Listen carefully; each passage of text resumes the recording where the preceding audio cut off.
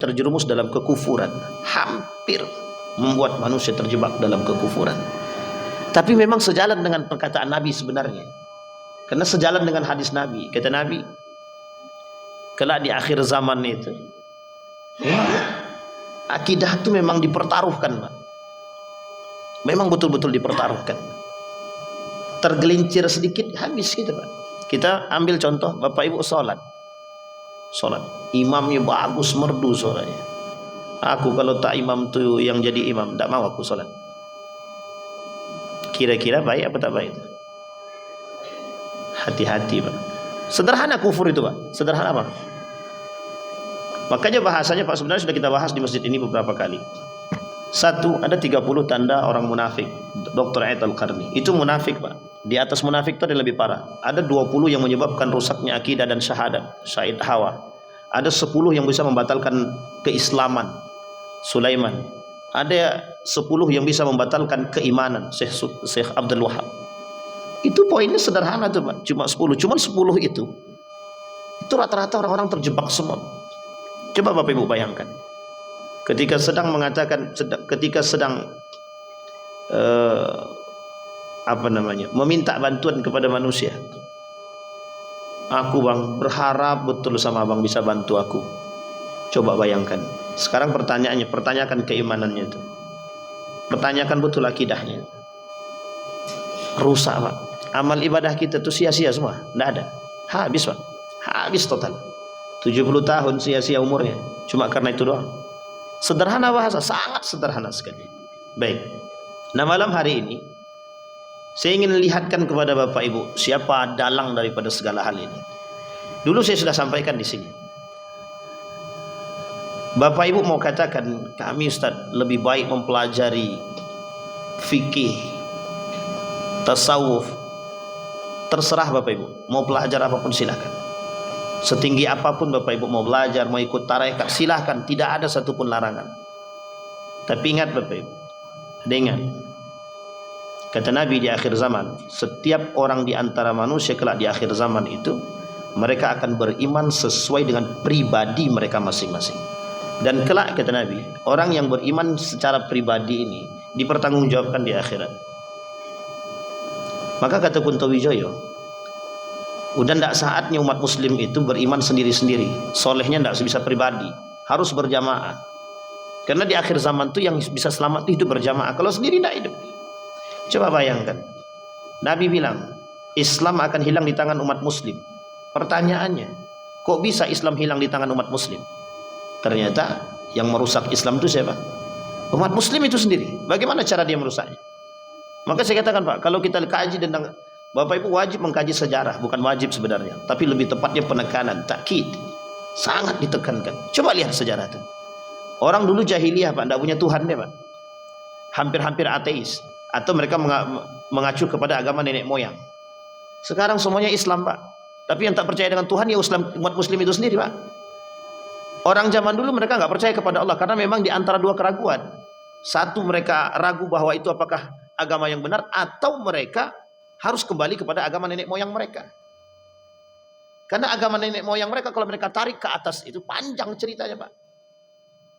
Sehingga kami mengikuti agama nenek moyang. Pertanyaannya, apa agama nenek moyang mereka? Mereka sendiri tidak tahu apa agama nenek moyang mereka. Jahiliyah, Pak. Tapi waktu itu yang menghuni Madinah itu cuma yang menghuni Madinah dan Mekah itu kalau tidak kafir Quraisy, Yahudi, Nasrani. Sementara Majusi itu ada di Persia, Pak, di Iran itu. Pada masanya ya. Tapi sekarang tidak, umat muslim semua isinya, Pak. Maka saya katakan kalau kita merujuk kepada data, Pak, faktanya berapa jumlah umat muslim di muka bumi ini, khusus Indonesia, yang mengatakan bahwa Islam terbesar di dunia. Populasi muslim terbesar di dunia adalah Indonesia. Pertanyaannya, seberapa besar mereka bisa menjaga akidah mereka? Goyang, Pak. Nah, ini kembali, Pak. Maka saya katakan masalah kita, kalau kita cuma berbicara masalah al-khilaf, kunut atau tidak kunut, itu permasalahan cukup serius, tapi tidak genting. Bapak Ibu sholat, tidak pakai kunut benar. Bapak Ibu sholat pakai kunut benar. Tapi kalau Bapak Ibu sholat pakai kunut, kemudian menyalahkan yang tidak pakai kunut, selesai, Pak. Jangan pandangkan salah menyalahnya Pak, tapi pandanglah bagaimana propaganda perpecahannya. Bagaimana cara melihat pandangan terhadap propaganda perpecahannya. Itu yang diinginkan. Ketika saya berkata kepada Bapak Ibu semua, saya bilang sama Pak Yen, Pak Yen, tengok tuh samping Bapak Yen tuh, orang non muslim tuh. Pak Yen tidak mau bunuh dia. Kira-kira mau tidak Pak Yen dibunuh tuh? Tidak akan dia bunuh Pak. Tidak akan dia bunuh. Tapi kalau saya katakan sama Pak Yen, coba tengok tetangga Pak Yen itu. Berjenggot, celana cingkrang, dah merusak. Apa yang tertanam dalam diri Pak Yen itu? Kebencian. At-tabaghut, wat-tahasud. Apa yang timbul? Kebencian Pak. Dari kebencian itulah yang dia inginkan Pak. Apa kata mereka? Alhamdulillah. Bayangkan kita disuruh berpecah hanya karena persoalan sederhana saja. Tapi pertanyaannya, Nabi juga sudah bilang, kata Nabi dalam hadis itu, ketika Nabi berdoa kepada Allah, ya Allah, jangan engkau buat umatku berpecah belah. Tak jawab sama Allah. Itu cuma doa yang tidak bisa dijawab sama Allah. Bukan tidak bisa dijawab, Allah tak jawab. Allah tak kabulkan, bukan tak jawab, tak kabulkan. Ketika minta kesejahteraan dikasih, ketika minta jangan sampai kering, Allah kasih. Tapi ketika minta jangan sampai umatku berpecah belah, Allah tak jawab. Allah tak kabulkan doa tersebut. Artinya kita bersiap dalam kondisi tersebut. Dalam ikhtilaf, perpecahan yang besar ini, kalau ikhtilafnya positif, no problem Pak, tidak ada masalah. Tapi ikhtilaf yang kita alami hari ini Pak, dari sekian banyak propaganda semua. Sekarang saya tanya Bapak Ibu, kita berkelahi dengan kawan kita sendiri, gara-gara apa? Hanya gara-gara persoalan kunut atau tidak? Kunut. Kita berkelahi dengan kawan kita hanya karena persoalan yasin atau tidak yasin. Sudah selesai. Sepele banget persoalan kita nih Pak. Mohon maaf. Kalau orang bilang, Ustaz itu tidak persoalan, itu tidak sepele Ustaz. Itu akidah. Oke. Pertanyaan saya, di mana letak akidahnya?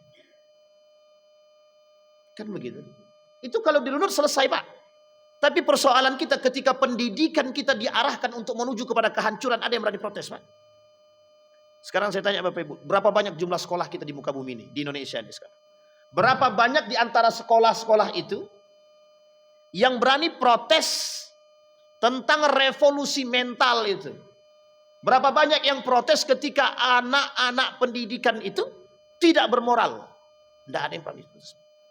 Berapa banyak kita mengalami perubahan kurikulum yang sama sekali tak menghasilkan? Tidak ada yang berani protes. Tapi Bapak Ibu perhatikan baik-baik. Berapa banyak hasil daripada hal tersebut? Satu. Yang kedua, siapa yang berani protes ketika pelajaran agama mau dihilangkan? Siapa yang berani protes? Siapa yang berani protes ketika pelajaran agama dikurangi sedikit demi sedikit? Siapa yang berani protes ketika agama dicampur adukkan dengan urusan-urusan yang tidak baik? Tidak ada Pak. Di sini poinnya Pak. Maka judul kita malam hari ini liberalisme. Saya rujuk kepada sejarah biar saya runut. Yang pertama, lepas daripada runtuhnya Turki Utsmani. Nanti kita rujuk sedikit ke Andalusia. Bapak Ibu sekalian yang berbahagia, perhatikan baik-baik. Setelah Turki Utsmani runtuh, direbut kembali oleh Kemal Atatürk. Sebenarnya yang meruntuhkan itu adalah umat muslim. Kita pakai dua teori. Satu teori eksternal dan internal. Eksternal itu runtuhnya gara-gara faktor luar. Inggris, Prancis, Jerman kerjasama untuk menghancurkan Turki Utsmani. Selesai. Oke? Dan ingat, di balik itu semua ada kerajaan-kerajaan kecil Islam yang bekerja sama dengan Inggris untuk menghancurkan Turki Utsmani. Selesai sampai di sini. Itu eksternalnya, Pak. Internalnya, anak-anak sekolah, anak-anak pribumi Turki dipaksa, bukan dipaksa, diberikan kesempatan untuk belajar ke Eropa. Dan gaya pemikiran Eropa mereka adopsi, mereka bawa pulang ke Turki. Apa yang terjadi? Gaya berpikir anak-anak tersebut mereka bawa dari Eropa pindah ke Turki sampai mereka berani protes kepada kerajaan. Kami tidak mau diatur oleh agama. Sekarang kan begitu modelnya. Sekarang saya tanya sama Bapak Ibu, apa hukum jabat tangan laki-laki dan perempuan? Yang di depan yang jawab haram. Ibu-ibu, apa hukumnya jabat tangan laki-laki dan perempuan? Ibu-ibu, haram. Masih ada yang jabat tangan? Masih kan? Tapi Ustaz, kami tahu kok dosa itu dosa, tapi kan kami tetap jabat tangan. Masih mending daripada mengingkari hukumnya, Pak. Sekarang perhatikan baik-baik kalimat saya ini, Pak. Kita katakan begini, Allah cuma jabat tangan aja pun gitu aja, dikit-dikit haram, dikit-dikit haram, haram, semua haram. Pernah Bapak Ibu dengarkan kalimat itu? Dikit-dikit haram, dikit-dikit haram. Urusan sepele kayak gini haram. Tapi ingat, Pak, Islam tak akan pernah membiarkan umatnya sedikit saja terjebak dalam keharaman. Tidak. Coba bayangkan. Setelah runtuh Turki Utsmani, Kemal Atatürk naik. Apa kata Kemal Atatürk? Kata Kemal Atatürk, pisahkan agama dari pemerintahan. Ganti gaya berpikirnya. Apa kata Kemal Atatürk? Pisahkan semuanya agama dari pemerintah. Pendidikan, azan tidak boleh pakai bahasa Arab, pakai bahasa Turki. Tidak ada yang boleh belajar bahasa Arab. Kalau mau belajar bahasa Arab sendiri-sendiri di rumah. Kalau mau ngaji diam-diam. Tidak ada yang bisa, Pak.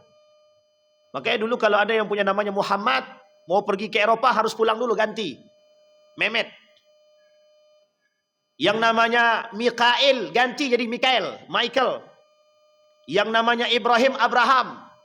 Yusuf ganti namanya Yosef. Angel. Pokok terserahlah sampai lidah terbelit.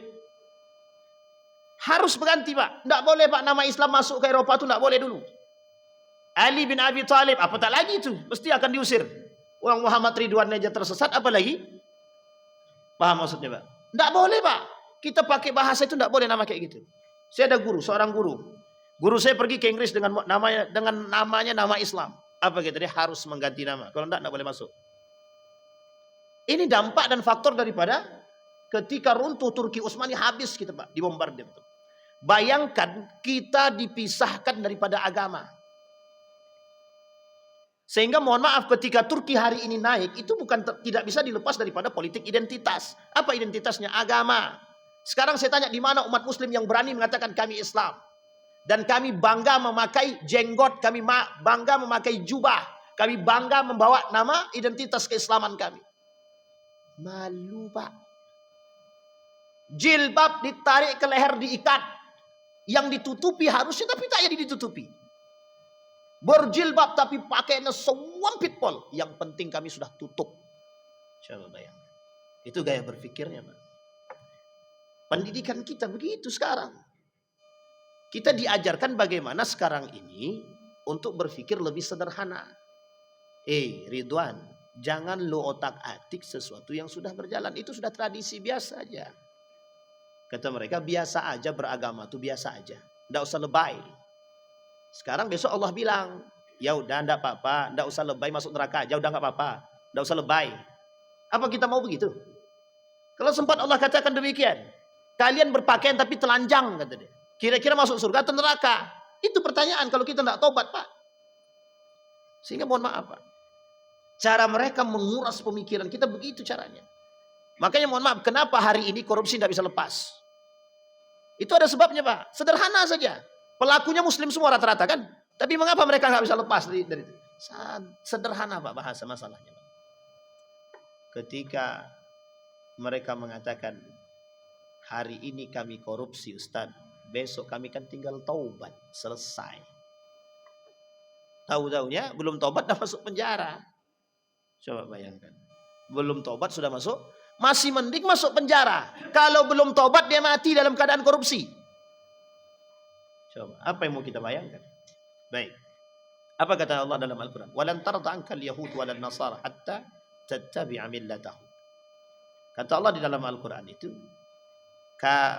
kaum Nasrani dan kaum Yahudi tidak akan pernah senang dengan kita sampai kita mengikuti agama mereka. Sekarang saya rujukkan pada sejarah. Baru-baru ini muncul nama kelompok yang ingin menyatukan semua agama. Namanya Abrahamic Religion. Agama Ibrahim. Ingin menyatukan 3 agama. Karena dasar agamanya cuma 3. Islam, Yahudi, Nasrani. Tapi agama yang lain kok tidak masuk, bos, ada agama yang lain. Buddha, Hindu, Konfusius dan lain sebagainya. Bukan tak masuk. Karena waktu turunnya tak ada dalam itu. Tidak ada disebutkan. Karena mereka ini dalam Al-Quran cuma ada 3. Musyrikun, kafirun, muslimun. Muslimun itu kita. Kafirun itu Yahudi Nasrani. Musyrikun selain daripada Yahudi Nasrani dan Islam. Itu semuanya musyrikun. Berarti siapapun itu termasuk agama-agama yang lain. Sampai sini paham Pak ya? Baik. Dalam perang pemikiran itu, ada setidaknya 4 poin yang harus kita pahami Pak. Yang kelak menyebabkan munculnya pemikiran-pemikiran yang bias.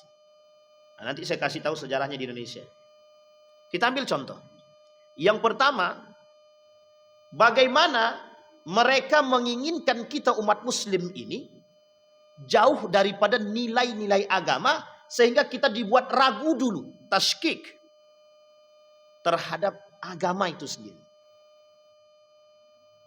Apa contohnya? Contohnya ketika persoalan suap yang pernah saya sampaikan. Ada orang yang mengatakan suap itu boleh. Ada orang yang mengatakan jabat tangan itu boleh. Ada orang yang mengatakan joget itu boleh bagi perempuan di hadapan yang bukan muhrimnya. Padahal coba Bapak Ibu cek di dalam pandangan para ulama, apa hukumnya? Ada orang yang mengatakan riba itu boleh. Ada orang yang mengatakan khamar itu halal.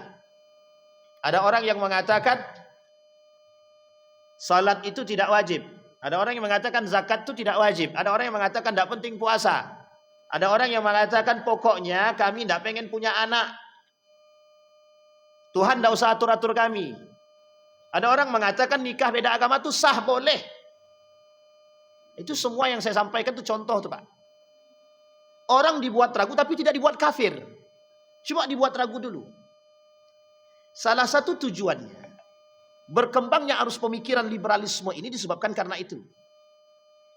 Ketika runtuh Turki Utsmani habis, naiklah Barat Eropa ini Pak, menjarah semuanya Pak. Di Turki habis-habisan Pak. Tidak ada sekolah-sekolah Islam. Kalau mau belajar bahasa Arab, sembunyi-sembunyi Pak. Kalau ketahuan, para ulamanya diasingkan. Dulu begitu Pak. Seorang ratu Inggris itu, dilihatnya telinga ini bersih Pak. Oh, telinga itu bersih, itu berarti muslim. Saking bencinya mereka dengan Islam. Apa yang menyebabkan mereka benci terhadap Islam? Ada alasannya, ada Pak. Mereka tidak mau Islam itu bangkit lagi. Apa kata ratu itu? Kami tahu Islam ini bakal bangkit. Ada yang mengasih tahu? Ada Pak. Tapi mereka tidak pengen Islam itu bangkit lagi. Sama gaya berfikirnya dengan orang-orang yang zaman dahulu. Pada masa baginda Nabi Muhammad SAW. Bukan Abu Lahab itu tak tahu kebenaran Islam. Bukan Abu Sufyan tak tahu kebenaran Islam. Tahu Pak. Tapi Abu Lahab, Abu Jahal, Abu Sufyan dan abu-abu yang lain frontal menghadapi Islam ketika itu. Mereka tahu bahwa Islam itu cuma segelintir manusia. Sehingga mereka lawan Pak.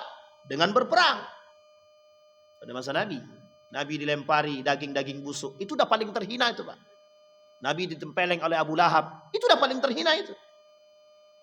Pertanyaannya adalah ketika itu duetnya jelas Pak. Islam kafir. Habis Pak, perang habis.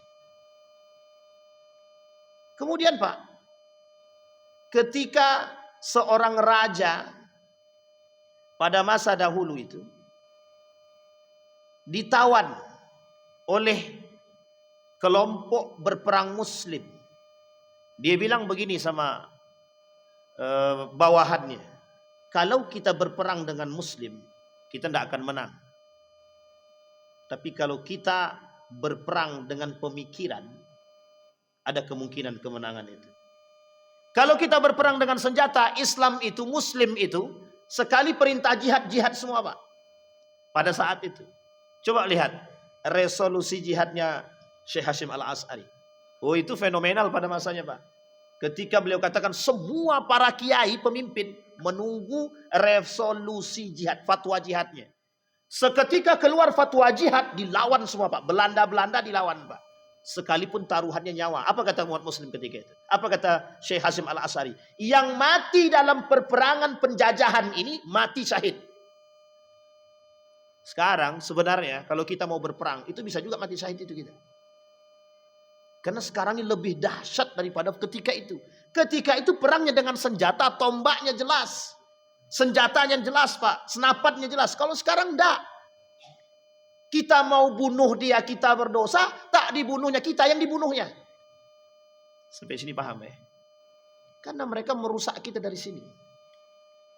Nah, sekarang kita rujuk kepada makna liberal. Nah, liberalisme itu apa artinya, Ustaz? Liberalisme itu artinya kelompok yang berpikir bebas.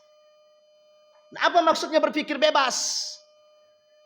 Kami bebas melakukan apapun yang kami inginkan. Sekarang saya tanya sama Bapak Ibu, apa dampak berpikir ini? Dampak berpikir ini tidak adanya keseimbangan. Kita ambil contoh. Bapak Ibu punya hak masing-masing. Sekarang saya tanya, kalau Bapak Ibu tinggal di samping rumah saya, jam 2 malam saya hidupkan tape besar-besar, saya arahkan sound system itu keluar. Itu hak saya atau haknya Bapak Ibu? Sound systemnya sound system saya, mic-nya punya saya, listriknya punya saya, rumahnya rumah saya. Cuman karena Bapak Ibu tinggal di samping rumah saya, kira-kira terganggu nggak? Sekarang saya tanya, kalau setiap orang berpikir demikian, kira-kira hancur nggak tuh? Itu yang terjadi sekarang. Itu yang terjadi sekarang. Setiap orang berhak. Makanya bahasanya kami bebas mau mengatakan apapun, kami bebas berpikir apapun. Sehingga mohon maaf bias yang terjadi. Setiap orang berpikir bebas, Pak. Kami mau pakai jilbab atau tidak, Ustadz tidak usah ikut campur. Pribadi-pribadi kami, kepala-kepala kami, jilbab-jilbab kami. Pak Ustadz nggak usah ikut campur. Sholat itu kan pribadi masing-masing. Mau kami sholat atau tidak itu urusan kami kok. Urusan saya dengan Tuhan, bukan urusan Ustadz dengan Tuhan. Sekarang saya tanya, ada Bapak temukan orang begitu? Ada Bapak Ibu ketemu dengan orang itu? Kami mau main judi kek, mau tidak kek, enggak urusan dirimu. Urus aja agamamu, urus saja keluargamu, masih kau tengok anak istrimu. Ngapain kau campur urusan kami? Nah, ya mendidik ya? Apa kau campur urusan kami? Urus saja diri masing-masing, urus ibadah masing-masing. Sekarang pertanyaannya begitu. Kami mau minum khamar kek, kami mau apain kek, terserah. Sehingga mereka berharap dari gaya berpikir seperti inilah. Nah, tapi yang dimaksud di sini Bapak Ibu, itu bukan hanya berfokus pada hal tersebut, itu yang sepelenya. Ada yang lebih tinggi, ada. Kami berpikir bebas dalam urusan agama. Maksudnya bagaimana? Sekarang saya tanya Bapak Ibu. Hukum babi itu halal apa haram? Sepakat semua haram ya? Sekarang saya tanya yang haramnya apanya? Apanya? Semua ulama sepakat. Semua ulama sepakat. Keharaman khinzir itu ada dalam Al-Quran. Mau dagingnya, kemarin sudah kita sampaikan di sini, 160 produk dihasilkan dari daging babi. Haram semua. Minyaknya apa, pokoknya. Tapi Ustaz, kulitnya Ustaz bisa buat tas bagus, haram juga. Mau kulit-kulitnya pun haram. Sekarang kita lihat.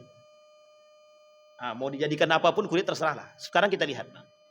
Apa yang menyebabkan haramnya babi itu? Cacing pita Pak Ustaz.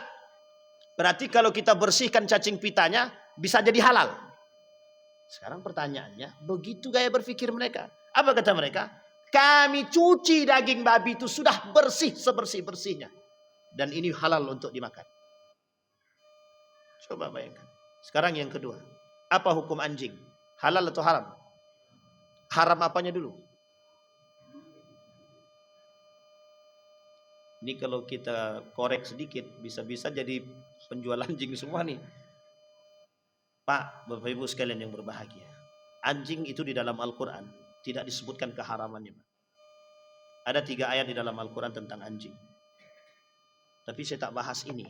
Yang saya ingin bahas adalah di dalam hadis Nabi, anjing itu haram dimakan itu karena dia buas.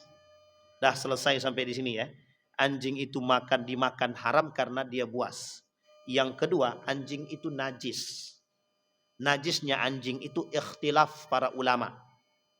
Ya, ikhtilaf para ulama. Syafi'i dari A sampai Z semua yang ada dalam anjing itu haram semua, najis semua. Tapi Imam Abu Hanifah, Imam Malik, kata Imam Malik, tidak najis.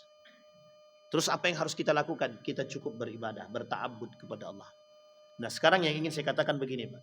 Ada satu kelompok, ya saya tak sebutkan kelompok tersebut. Apa kata mereka? Yang menjadi haram ini apa? Lah kalau seandainya kita sudah bersihkan yang haram itu, kalau kita makan kan tidak haram lagi. Kita ambil contoh. Khamar itu haram apa tidak haram? Haram. Allah sebutkan dalam Al-Quran keharaman Al-Quran. Sekarang pertanyaannya, apa yang menyebabkan apa yang menyebabkan khamar itu haram? Memabukkan. Sekarang pertanyaannya, kalau minum setengah tapi tidak mabuk jadi haram apa tidak? Mutlak haram.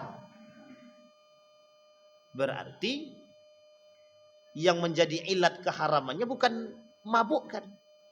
Terus apa dong?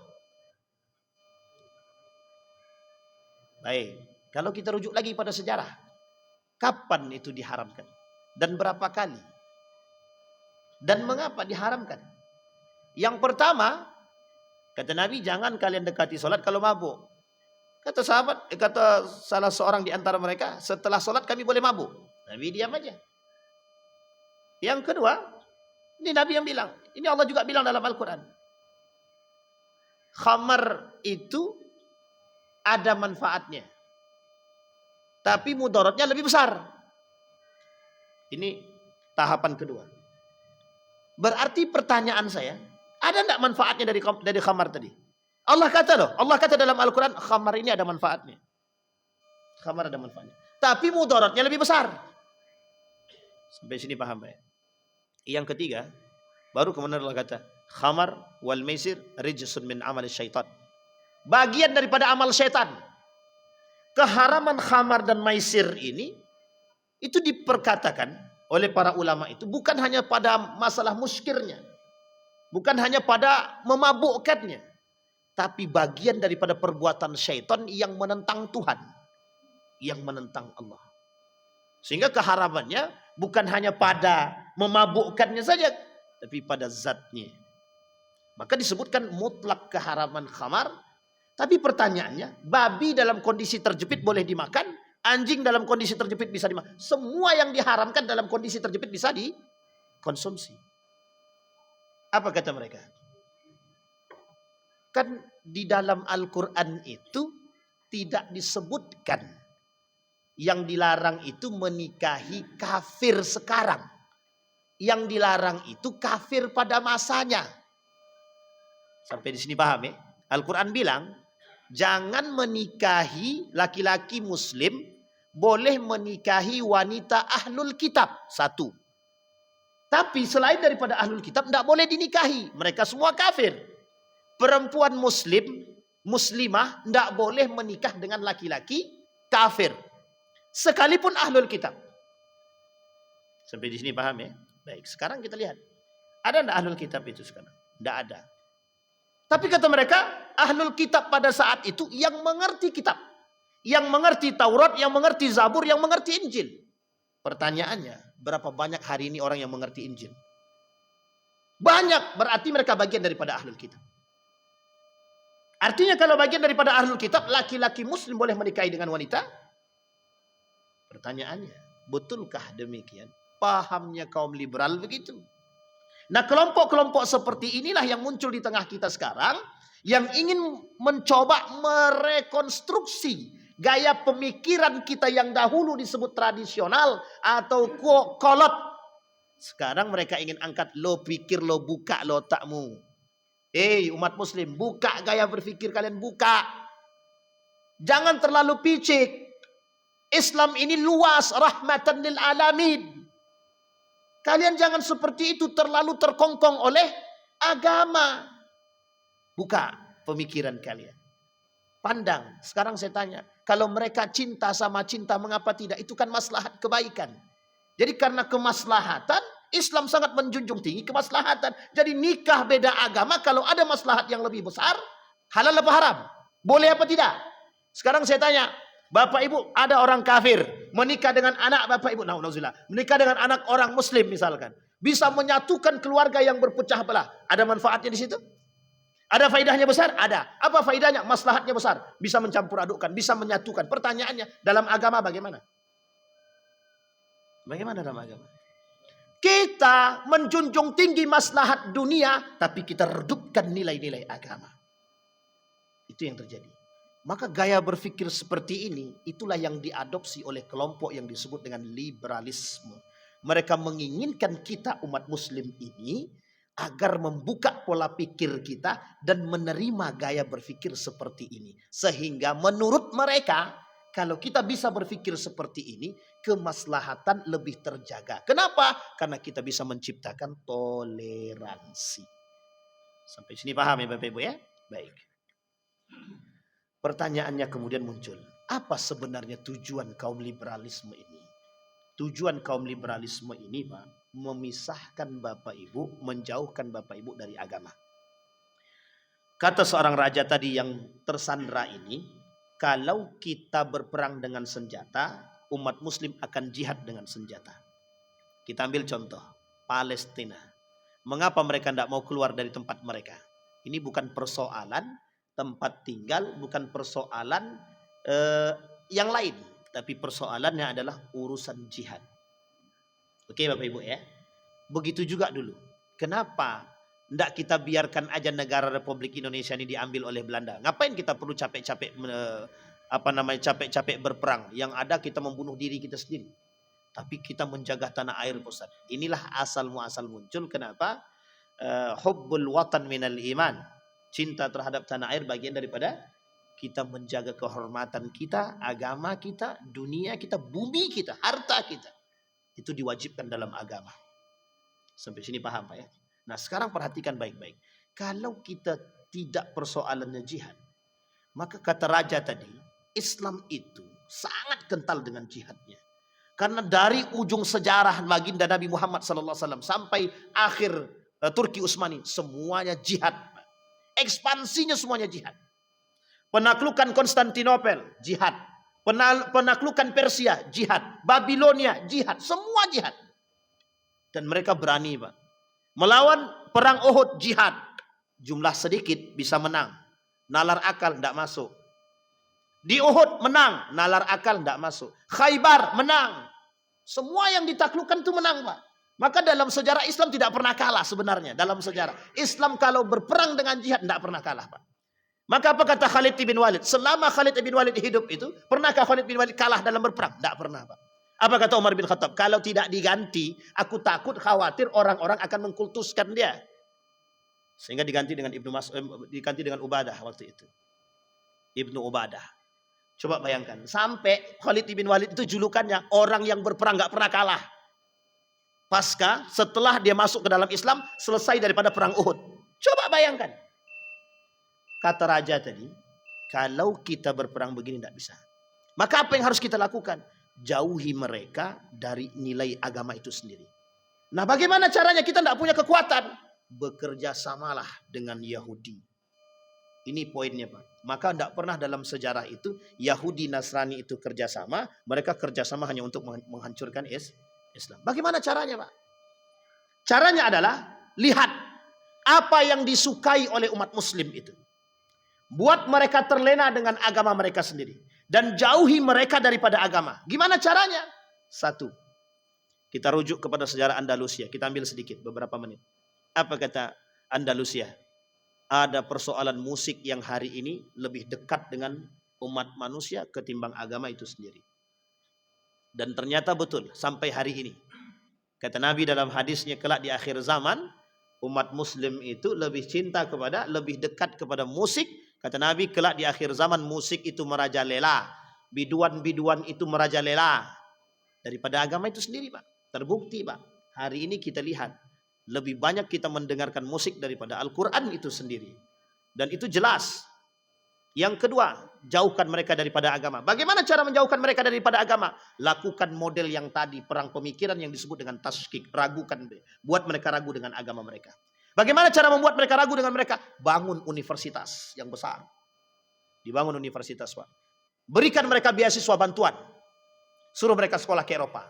Uniknya ketika itu, ini nanti kalau saya bilang begitu, nanti dikiranya saya cemburu. Maksudnya bagaimana Ustaz? Iya, kalau kita menyampaikan, oh itu orang-orang yang tidak lulus aja itu.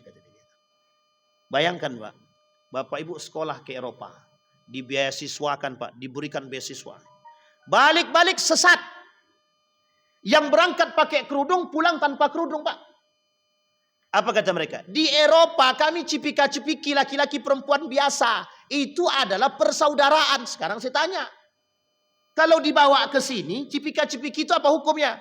Mau dibawa kemanapun laki-laki perempuan cipika-cipiki haram. Mau negara Eropa sekalipun. Berangkat dari sini dengan Islam yang kuat. Sampai di sana, balik dari sana. Hancur Islamnya. Nah kita sekarang sedang berhadapan bukan dengan mereka Pak. Kita tak lagi berperang dengan orang Eropa. Tapi kita berperang dengan diri kita sendiri. Yang mereka ini dipengaruhi oleh gaya berpikir Eropa. Sekarang saya tanya Bapak Ibu. Bangga enggak Bapak Ibu sekolah di Belanda? Anak Bapak Ibu sekolah Belanda? Lebih bangga mana Bapak Ibu sekolah, anak sekolah di Belanda. Atau anak Bapak Ibu sekolah di pesantren? Tidak ada yang berani jawab kan? Lebih bangga mana? Sekolah di Mesir atau sekolah di Amerika, universitas ternama di dunia? Oh Pak, alhamdulillah kalau ada di Mesir kan senang kan? Tapi kan tak begitu dulu. Ustadz, anakku alhamdulillah Ustadz, dia dapat sekolah di tempat satu-satunya sekolah terbaik di dunia. Alhamdulillah. Balik-balik enggak sholat Pak. Sekarang saya tanya, apa kebanggaan kita? Ini saya kasih tahu. Habibie itu pernah nyesal. Kenapa anakku enggak ada yang sekolah di pesantren? Apa kata Amin Rais? Ini Amin Rais. Amin Rais itu keluar McGill University, Kanada. Apa kata Amin Rais? Kesedihan Amin Rais yang diceritakan kepada kawan satu angkatan dengan saya ketika diminta untuk menjadi pimpinan pesantrennya Amin Rais Budi Mulia. Apa kata beliau? Sedih dia. Anaknya tidak ada yang lulus dari pondok. Kenapa? Ketika disuruh ngurus ini harus mencari orang lain. Coba bayangkan. Ternyata di akhir hayatnya seseorang, di akhir kehidupan sudah tua-tua tuh Pak. Tidak ada muara yang lain Pak selain daripada bagaimana beragama dengan baik. Pertanyaannya, menyesal itu di depan apa di belakang? Kalau di depan, sampai sini bisa dipahami Bapak Ibu. Jadi ini gambaran. Kenapa saya ambil, tidak perlu saya mengambil yang lalu. Kenapa saya mengambil dua orang tokoh kita? Karena bagi mereka baru merasakan betapa pentingnya agama itu ketika mereka berada di usia senja. Dan baru mereka sadari betapa pentingnya agama sebagai pondasi dalam rumah tangga ketika mereka berusia senja. Kenapa kami tak tahu dari dulu? Sekarang Bapak Ibu, di dalam rumah tangga, liberalisme itu tidak perlu jauh kita temukan. Balik ke rumah kita, lihat di dalam rumah kita. Siapa yang menjadi musuh kita? Keluarga kita sendiri. Ini saya ceritakan sama Bapak Ibu. Bapak Ibu koar-koar pontang-panting sana. Tapi ini Nabi juga begitu, bukan hanya kita. Hei, orang-orang pakai kerudung. Tahu-taunya tante kita di depan rumah nggak pakai kerudung. Mau kita nasihatin dia tante, kata tante kau tuh masih kecil dulu aku asuh kata dia. Kau pula ngatur-ngatur aku. Goyang kita Pak. Tapi ingat, bayangkan. Nabi lawannya siapa? Anak dia sendiri. Nabi Yusuf, Nabi Ayub siapa lawannya? Anak dia, istri dia sendiri. Nabi Nuh siapa lawannya? Anak dia sendiri dan istrinya juga. Coba bayangkan. Artinya Pak, mohon maaf. Kalau kita rujuk kepada pemahaman liberalisme ini, kita harus kembali kepada rumah tangga kita sendiri. Apa kata orang keluarga kita kadang-kadang? Mohon maaf ya Pak. Kita harus berpikir realistis. Ini produk pertama dari liberalisme yang harus Bapak Ibu pahami. Berpikir realistis dan rasionalis. Sekarang saya kasih tahu. Orang yang berpikir realistis dan rasionalis, salahkah? Tidak salah Pak. Tapi ketika mengenyampingkan faktor keberadaan dan kekuasaan Tuhan, dia terjebak dalam posisi liberalisme tadi. Kita sudah mengenyampingkan Allah. Menurut saya tidak realistis. Tidak masuk di akal.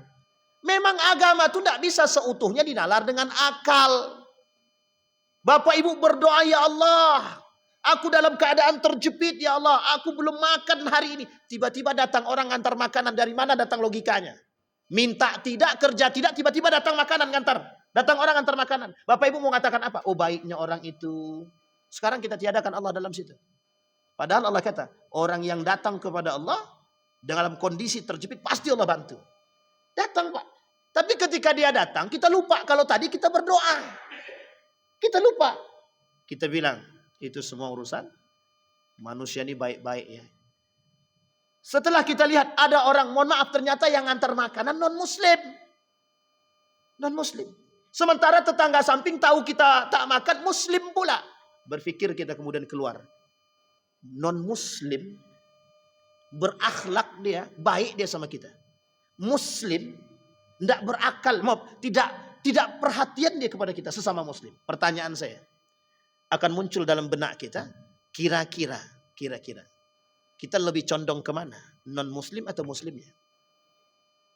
Ketika kami tak makan, Pak Ustaz, non-muslim itu yang memberikan kami makanan.